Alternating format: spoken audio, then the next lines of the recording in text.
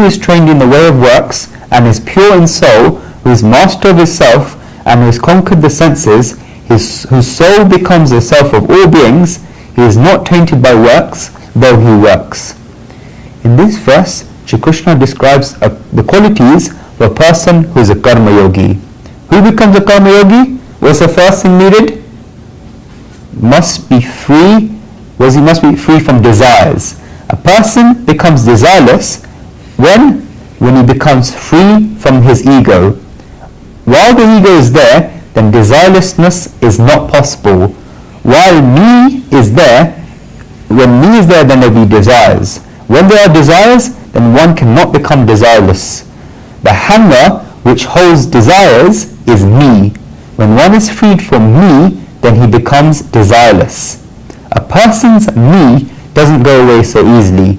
No matter how small the person is, he'll still have this me, and it is especially a very big me when the person is small, when the person is a nobody. A woman once parked her car under a no parking board. She came back having bought all her groceries and opened the door of the car to find out that there was a parking warden who had come by the name of Kachalal. Kachalal asked the woman to show him her license. The woman told him not to write the ticket because she knew the mayor. Kachalal told her that this would not work and he would have to write the ticket. He asked her again to show him her license. The woman told him no because she knows a cabinet minister. Kachalal said that no matter who she knew, he asked her for the third time to bring out her license. The woman then told him that she also knew the Prime Minister and the Queen. Kachalal's mind ran a little and he asked her whether she also knew who Kachalal was. He said that she may know the mayor, the chief minister or the prime minister, but until she doesn't know Kachalal, then he'd have to write the ticket. A person always wants others to recognize him, and that is his ego. No matter how small and nobody a person is, his ego will not go away. Until this me doesn't go away, then the ego doesn't go away, and desireless action is difficult. This is one necessary thing to attain karma yoga. One must get rid of the attitude that she or he is the doer. Only then does renunciation become natural. That is what renunciation is. What's the next quality? A karma yogi should become pure in soul.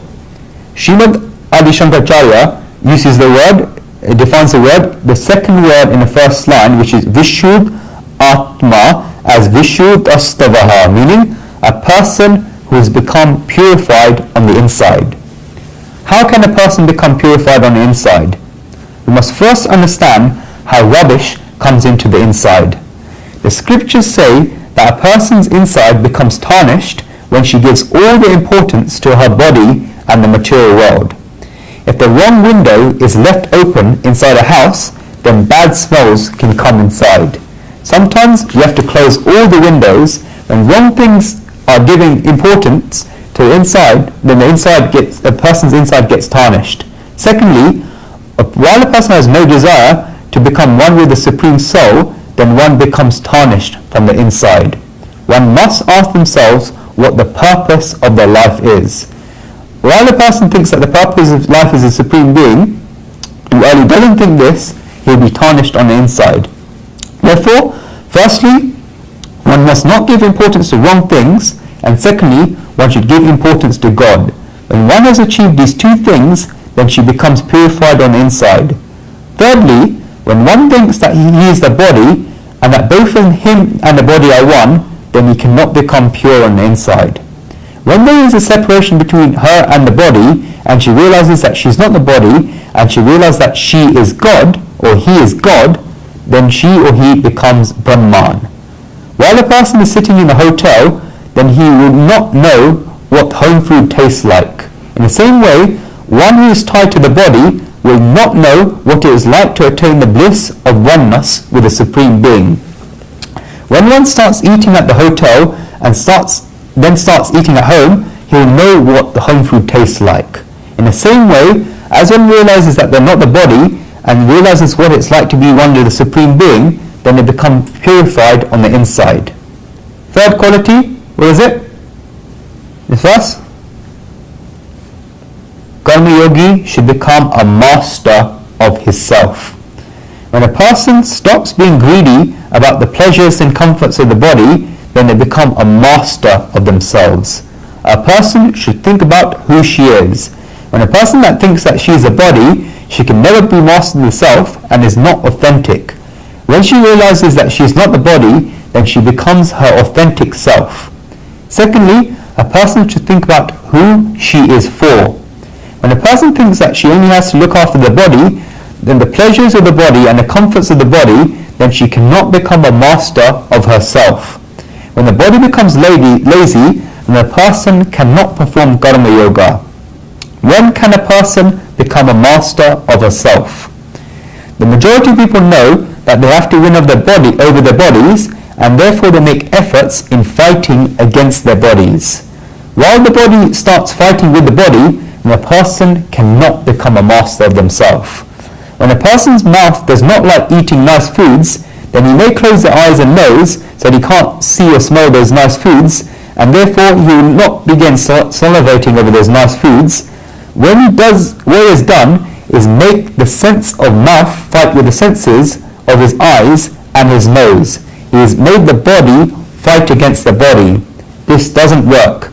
A person may begin fasting to conquer her senses. She may not eat for a week or 10 days, and her body becomes weak.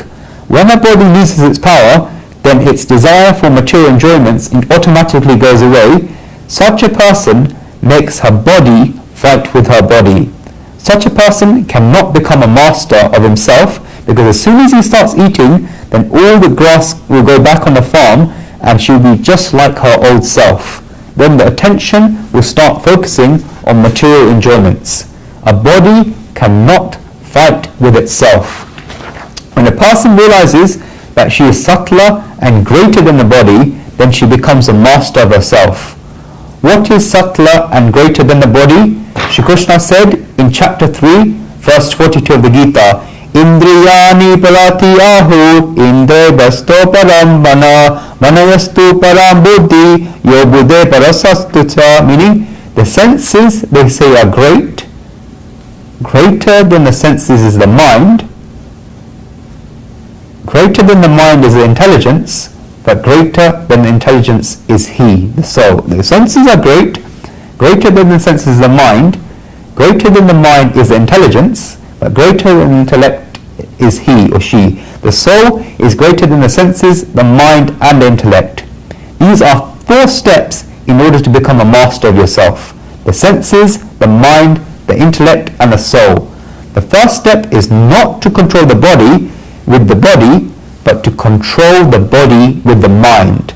The body must be under the control of the mind. What happens most of the time is that the mind falls under the control of the body. When I see something nice, then, like such a nice flower, then the wish arises in the mind to have this flower for yourself. The nose wishes to smell the flower. Then the mind thinks about how nice it would be to have the flower on your head and on your skin. The mind therefore gives the hands in order to break the flower. The mind often runs after the body because the body gave these wishes to the mind.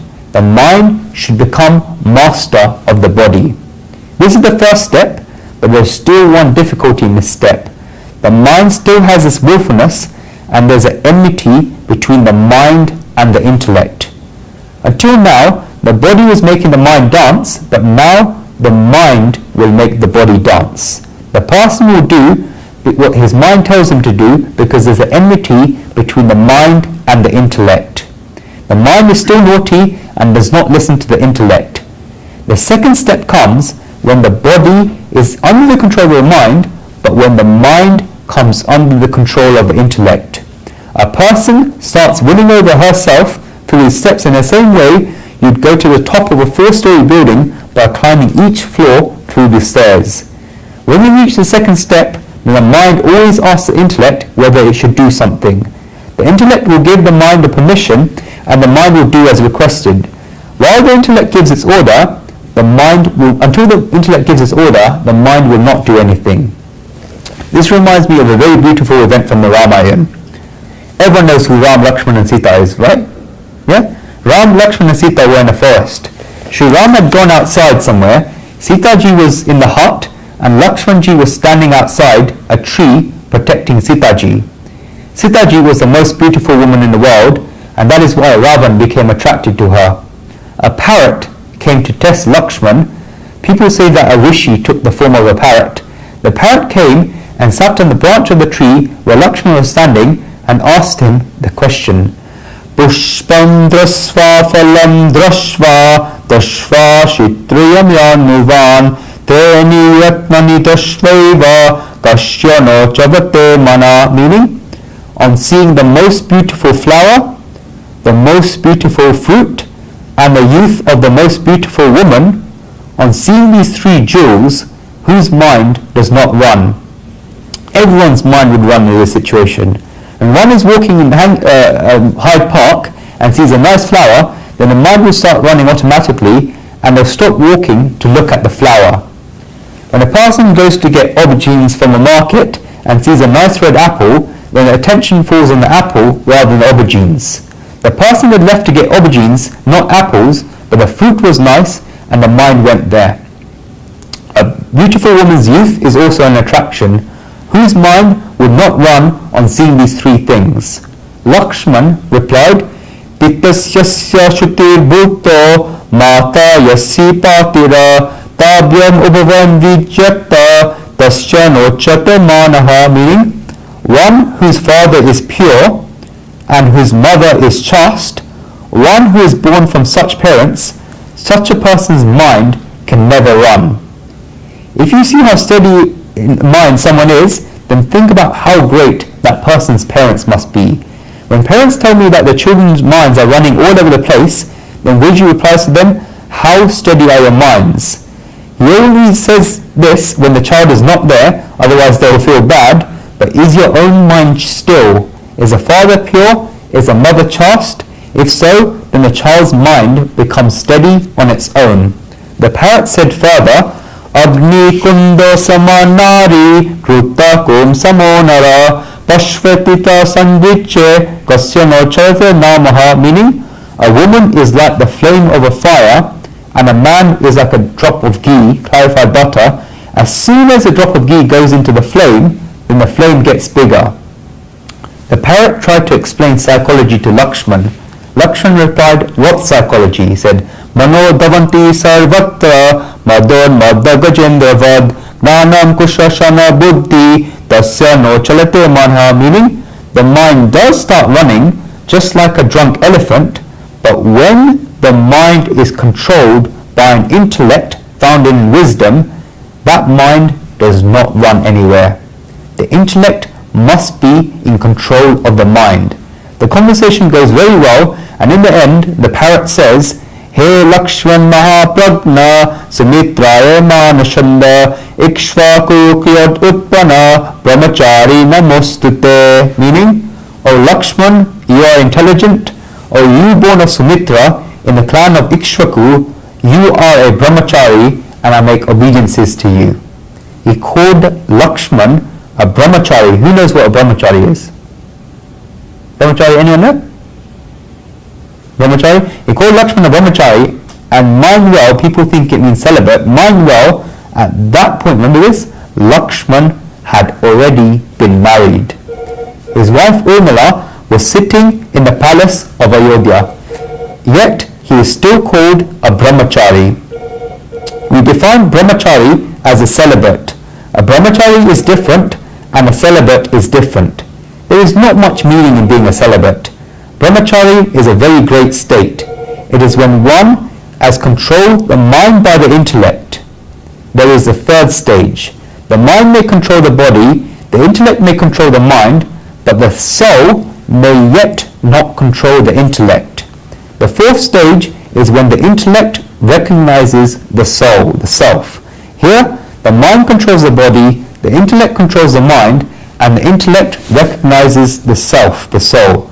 Such a nice rhythm and such a nice synchronicity arises, and you see a rhythm in such a person's life. Because after that, whatever the self says is very nice. This is what you call The first word in the second line of this word, Vijatatma, is won over himself, herself. Whenever you go to do something, then place the order with the self first if you want to become Vijatatma. Guruji says from these experiments that when you want to do something, then ask your soul whether you should do that thing. When you go to do something for the first time, then the voice of your soul is very clear. But as soon as you start doing that thing more and more, then the voice of the soul becomes blurry. The voice gets pressed on and becomes smaller and smaller. The voice is at the same level, but we keep clouding it with dust. The sound from the speaker is good, but if you cover it with dust and a cloth, then what will a poor speaker do about the microphone? The voice of the soul is the same. But when you go to do something for the first time, then you will hear the voice of your soul very clearly. If you listen to that voice at that time, then good will happen in your life. The more you begin listening to this voice and experiencing it in every activity such as moving, sitting, walking, the voice of your soul will keep getting clearer and clearer. It will become so clear that eventually this stage will come where a voice will become the voice of your soul and your soul's voice will become your own voice. Then whatever comes out of your mouth will be the voice of your soul. This is the state where that great saints reach. The voices of their souls are always clear in their speeches. This is because they have been practicing this for years. One can stop themselves from doing any wrong deed. Attain your soul by controlling the body with your mind, the mind with your intellect, and the intellect with what? Your soul, exactly. Once you have attained your soul, there is nothing else worth attaining in this world. Jesus Christ has said it very nicely that until you've attained the soul, then even if you have attained the whole world, it is useless. But if you attain the soul, then even if you lose the whole world, you'll still be fulfilled. I repeat again. Until you have attained the soul, then even if you attain the whole world, it is still useless. But if you attain the soul, then even if you lose the whole world, then you'll be fulfilled. Bayoji mene Ram Ratan Dhanabayo, meaning I have earned the true wealth that is Ram.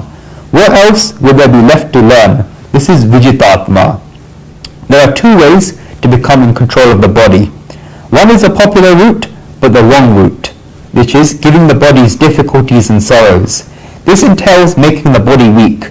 This road is very deceptive and it is wrong. The right route, according to our scriptures, is to make the soul strong, make the self strong. Either you can make the body weak to control it, or you can make the self strong to control the body. Making the self strong is a positive route. How can the self become strong? What is the strength of the self? We know how to make the body strong by feeding it fruits, vitamins and nutritious foods, but how can you make the self strong? In the field of the self, purity is the only way to make it stronger, and impurity makes it weaker. The more pure things that a person does, then the stronger that their soul becomes, and the more impure a person's actions become, then the weaker the soul becomes. You have to sit down quietly and think about it. How strong is your soul? The measurement of this is how pure your life is. The more bad things a person has done in his life, and the more mistakes he has made, then the weaker that the self becomes. Purity is a measure for this. Then, Shri Krishna uses the word after Vijitatma, which is Jitendriya. Last word of the second line means what? Not the film actor. Is it? Yeah, winner over what? Winner over, it says in this word, winner who has won over his senses. One who has controlled his senses. This is a person who has won over his senses. How can one win over the senses? If I change the words around, then we have won over our senses. Have we won over our senses, or have the senses won over us? The majority of people are in such a situation where the senses have won over them. They are slaves to their senses. But here we have Jitendriya. Guruji once met a man, by senses I mean the eyes, nose, ears, mouth, the sense organs. They become slaves to their senses. Guruji met a man by the name of Jitendriya, an actual man, which comes from Jitendriya, and it means one who has won over his senses. He had glasses over his eyes, he had earphones over his ears listening to beats from a Walkman, and he couldn't go without it, and tobacco in his mouth for him to chew. How can you call such a person Jitendriya? He doesn't have control over any of his senses. Guruji asked him why he has glasses, and he said it is from watching too much television. He had a hobby of continuously watching television. He always needed some rubbish for his ears to hear. One can only listen to a lot from a Walkman, but he was listened only to his beats.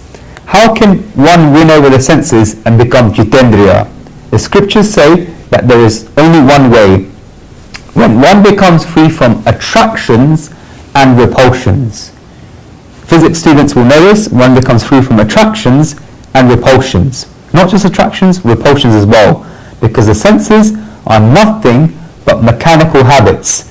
As soon as the senses like something, then they have attraction to that thing, and the senses keep asking for that thing over and over again. But as soon as the senses do not like something and get repulsed by it, then they still make us dance after it. When the senses are attracted or repulsed by something and are dependent upon attraction and repulsion, then they pull the mind with them. The eyes may like watching films, and therefore they may pull someone towards watching a film. That is why the eyes will try to get you to watch another film, after which you see another and yet another.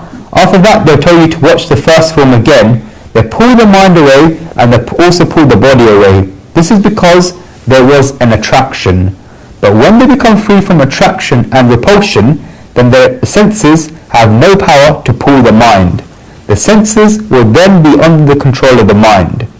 The Manusmriti has given us a very good definition of Jitendriya, meaning Shudvacha Vasvacha Bhukta Krotvacha Yonaha Nashrushe Gata Va Savigno Jitendriya, meaning one who, after hearing, speaking, seeing, eating or smelling, does not become pleased and hence does not have an attraction, and does not become sad and hence does not have repulsions, know such a person to be in control of their senses. One who after hearing, speaking, seeing, eating or smelling does not become pleased and does not become sad and hence has no attractions, no repulsions, know such a person to be Jitendriya, in control of the senses. The senses will certainly perform their functions, but no attractions or repulsions will be created by this. There's a very famous incident in Srimad Bhagavad, which is like Ramayana is about Ram's life, Srimad Bhagavad is about Krishna's life. The gopis were going to Vraj, which is Shri Krishna's hometown, to Mathura, which is the kingdom, and when they reached the river Yamuna in the middle, Durvasha Muni, a sage, was sitting on the other side. Durvasha Muni was hungry, and the gopis wanted to give him food. Next to this, the Yamuna had so much water that it was impossible to go and get food. The gopis went to Shri Krishna and told him that there's so much water in the Yamuna and there's no way to get across the river. They said that Durvasha Muni was hungry and they wanted to give him food. They asked Shri Krishna to show them a way. Shri Krishna said, go to Yamuna and tell her that if Shri Krishna is a brahmachari, which we described earlier, then show us the way. The gopis said this, and the Yamuna river gave them away. The gopis found this strange, thought that how Shri Krishna, who played the Ras Leela with the gopis, be called the brahmachari. Yet the Yamuna gave them way. The gopis had a lot of confusion in their minds. They went to the other side and offered food to Durvasha Muni. Durvasha Muni ate so much that everything they bought was finished. Then the gopis came back to the Yamuna river, having fed Durvasha Muni. There was so much water in the Yamuna, and they again wondered what they should do, because last time Shri Krishna had showed them the way. Now they went back to Durvasha Muni and asked him to show them the way, because there was so much water in the Yamuna and they wanted to get to the other side. Durvasha Muni said, go to the Yamuna and tell her that if Durvasha Muni has done a proper fast, then show us the way. The gopis said this, and the Yamuna river gave them the way. The gopis were in a lot of confusion and did not understand anything. They got the way because Shri Krishna was called a brahmachari even after the Ras Leela, and Durvasha Muni was described as doing a proper fast even though he has eaten so much. They wanted to find out the meaning, and so they asked. They got the answer that what one is doing with the senses is not important. What is important is whether the mind is being involved in what the senses are doing. What one is doing with the senses is not important. What is important is whether the mind is being involved in what the senses are doing. Is the mind getting stuck in what the senses are doing? Durvashi Muni ate so much for his body, and yet he did not have attraction for it, and he did not tell them that he loved the food, nor did he ask them to bring the same food back. If this attraction had arose, then he would have eaten, but the attraction did not arise. Such a person is Jitendriya. It is a very difficult thing to achieve. The strength of the senses remains the same, yet the person still wins over the senses. The eyes can see the nicest things, ears can listen to the nicest sounds, and the tongue can taste the nicest things. If one gives up sweets because he's ill, and the sweets do not taste nice, then this is not control, yet attraction and repulsion do not arise. When there is no attraction, no repulsion, then the senses cannot pull the mind away. Then where does the strength of the senses come from? Who knows? Where do the senses get their strength from? Psychologists say that the senses are mechanical habits and that we have given strength to the senses. The strength in the senses does not come from anywhere else. They are our senses and we have given them the strength through habit. One has been telling his tongue for 40 years that he will get tea every morning at 9 o'clock. When a person forms this mechanical habit, then he becomes like a statue. It becomes 9 o'clock and he begins pulling his tongue because it's dry and it needs something for it. His head starts hurting, he cannot think and he cannot get anything done because he has no interest in anything. What is all of this? We have given the senses all their strength. This applies to all strengths of the senses. Whatever habits we have become, the strength of the senses. A person first forms the habit himself, and then the habit forms him. This is because he has become a slave to his habits. Many great people even become slaves to their habits. The Gita discourse is starting at 7 p.m, but it becomes 6 o'clock. Why? The person it becomes 7 p.m. and this person falls asleep in half an hour. Why? This person has a habit of sleeping in the early afternoon. He has a habit of waking up at late in the afternoon at 7 o'clock and drinking tea. Only does he leave the house when it becomes that time. They say that if he comes later, then he'll become sleepy. They spend the first hour between 5 to 6 just yawning, but after the time for sleeping goes away, then they have no problem. Guruji once was in Saurashtra and heard it very nicely that a person who falls asleep during the holy discourse gets the body of a snake in the next birth, and if the person next to him does not wake him up, then they become a snake charmer. Now I've given everyone a job. Now during discourses you have to do this, and to me, watch the person next to you if you don't want to become a snake charmer in the next birth. We cannot say that this never happens in our discourses. Many people are interested in becoming snakes in their next births. This is a habit.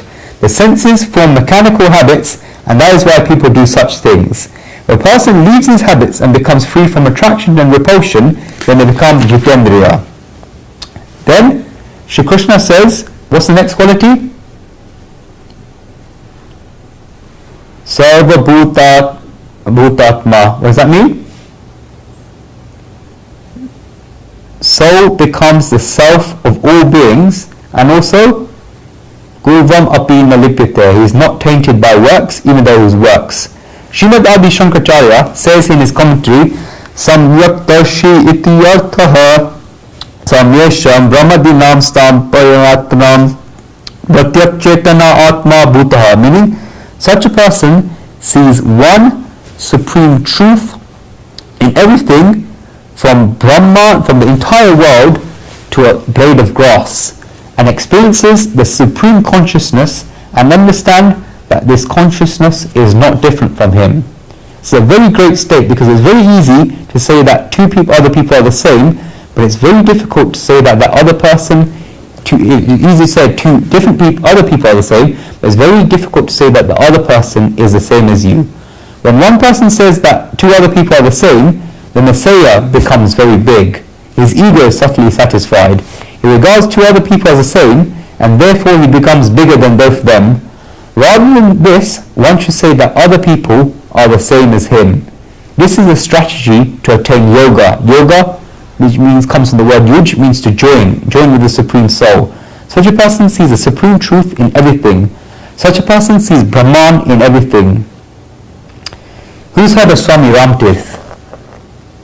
Good, excellent. Out of the Indian saint tradition, he was one of the greatest jewels. There's Swami Vivekananda and Swami Ramtirth did so much to spread Indian thoughts around the world. Swami Ramtirth was once walking across a bazaar in Lucknow. He saw a prostitute standing outside the door. He just looked at her and he could not stop looking at her. She was beautiful. Everyone in the bazaar stopped and wondered how a religious person in orange clothes could just stare at a prostitute for such a long time. 50 to 70 people gathered around the market. The prostitute teased Swamiji in Urdu, saying, "Husn ko jo baz nazar dekhte wa apna sar kalam dekhte," meaning, one who looks at a beautiful woman with a bad gaze sees their heads chopped off. When Swamiji heard this and saw that the way that she was seeing this, he started laughing out loudly and he replied, "Na tujhse garaj hai na sujaste tere, masurva ki kalam dekhte hai," meaning, I am not attracted to you or your face, I am looking at the pen of the person who created you. He was thinking about what a great God it is who has created such a beautiful face. He was not looking at her face, but at God's pen, and he was remembering the Supreme Soul. This is a true karma yogi. This is a true man of renunciation. He sees the Supreme Soul in every being. Such a person is not tainted by works, though he works. Swami Ramtirth was looking at her face, but something else was running inside. A common person may wonder what he's doing. A common person may be looking at a face, and an elevated person may be looking at a face, but it looks as if the latter is thinking of the Supreme Soul, and the common person prints the image of the face in his mind. The common person becomes attracted, whereas an elevated person such as Swami Ramtirth does not become attracted. Bondages to karmas, as the last quality, bondages to karmas arise because of 5 reasons. The first is that mindness comes into actions. In order to reach a state where one is not tainted by works, then this mindness should go away from actions. Secondly, one can reach the same state when he renounces wishes for the fruits of actions. Thirdly, one should renounce getting pleasures from actions. After a while, the fruits become unimportant and one gets pleasures solely from actions. The fruits become unnecessary. We sit down to eat because we're hungry, but some people sit down to eat just for the taste. I don't know, but Guruji has heard that there's some people like this that just enjoy the act of eating food. When these people are food and have a desire to eat, then they stick their fingers in their mouth until they vomit, and then once the food is gone, they sit down to eat again. Guruji's heard this from reading a book. We sit down to eat because we're hungry, and once we are full, we have no urge to eat, even if the food is sitting in front of us. But these are the people that do not have a wish for fruit. They just get their pleasures from the action of eating, and they have attachment to this action. This is why they keep on acting. That is why I explained the difference between acting for the fruits of action and acting because of pleasures arising solely from actions. Therefore, one becomes free from the mindless of actions, free from the fruits of actions, and freedom from pleasures arising solely from actions. Once all of this happens, then one's egotism arising from actions goes away. Because it often happens that a person is not attracted to the fruits of actions, yet he is still egotistic because of his actions. Many people reach this state, in particular social workers, in whom you see this characteristic a lot.